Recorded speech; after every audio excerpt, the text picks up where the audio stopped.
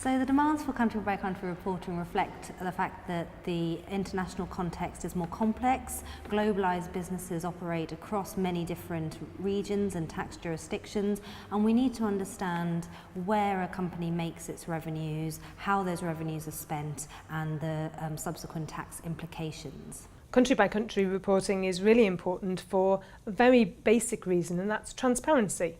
And it's about creating a level playing field as well. A level playing field not just between companies, but between countries as well. There is a huge amount of distrust from the public in the companies and their tax matters, and one way of overcoming that will surely be to lay out there for their scrutiny more information, and country-by-country reporting is really the best tool to give the information needed in order to really assess what's happening.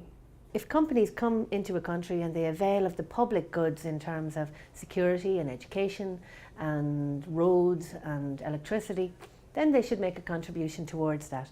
So there should be some kind of alignment between where tax is paid and where profits are earned.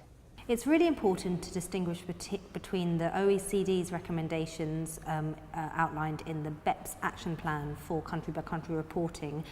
Those would be disclosures to tax authorities and the calls by civil society, NGOs, tax campaigners and others for public disclosures, so public country-by-country reporting, because often some in the debate are talking about one, some in the debate are talking about the other, and we need to be clear about which is which. It's really important that this country-by-country reporting is public. At the moment, country-by-country reporting is something that's coming in, but it's not going to be public. An awful lot more stuff has been disclosed in financial accounts over the recent years, and that has tended to inform the debate.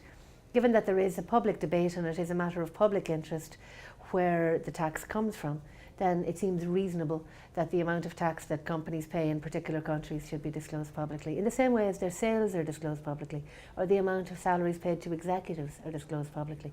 It makes sense. I think actually many corporates are ready, that they're accepting that this is this is the direction of travel that is happening, and I think that it would be better done if it is a mandatory process. Some businesses have been reticent about public disclosures because of the potentially sensitive or commercial information they're disclosing and the worry that their competitive advantage will be harmed. However, there is a precedent in the extractives industry, in the banking industry, for where public disclosures have become standard practice. I think maybe time is needed for people to get used to those ideas, that it's going to happen, and then people are more ready for it in a little bit more time. I think that public country-by-country reporting would probably be most effective if it was a mandatory tool.